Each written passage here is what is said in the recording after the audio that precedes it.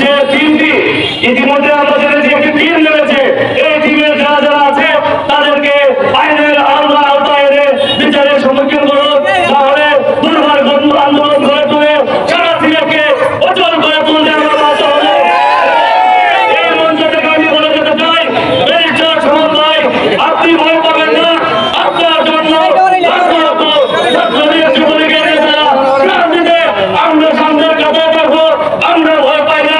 আপনার যে কোনো সংকটে সংশয়ে যে কোনো সমস্যায় আমরা আপনার বেঙ্গল হিসাবে আমরা আপনার পাশে আছি, এই আশা এবং প্রত্যাশা ব্যক্ত করে আমি আমার বক্তব্য শেষ করছি। জয় বাংলা, জয় বঙ্গবন্ধু।